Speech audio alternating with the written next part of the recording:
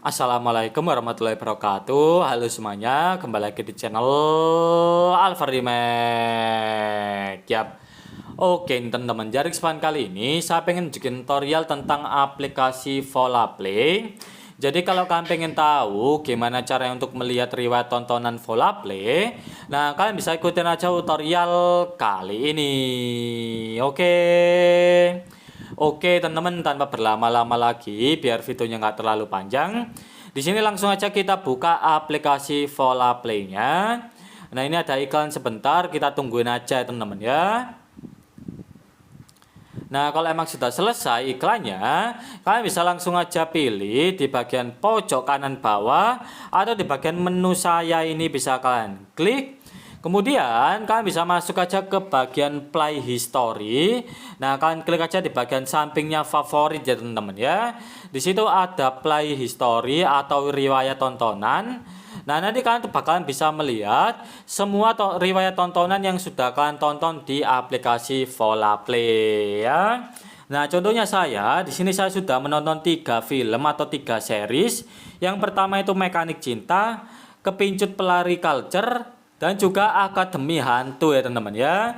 Jadi kalian bisa melihat history kalian di bagian play history atau riwayat tontonan ya teman-teman ya. Nah, kalau kalian pengen menontonnya lagi, mungkin kalian tuh kepingin nonton 2 kali ya teman-teman ya.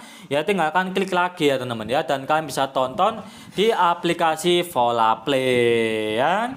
Atau kalau kalian pengen menghapusnya dari daftar tontonan kalian, kalian bisa klik aja, kemudian kalian pilih mana yang ingin kalian hapus.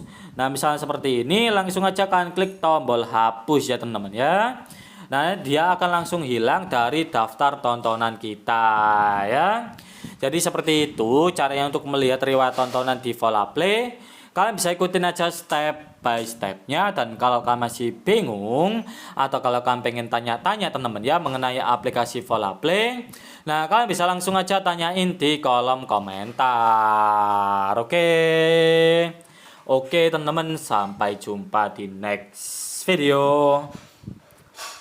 Oh iya teman-teman ya, kalau kalian pengen request, pengen dibuatin tutorial tentang aplikasi yang lain, kalian bisa langsung aja komen di kolom komentar, atau kalian juga bisa DM pribadi ke Instagram saya ya teman-teman ya.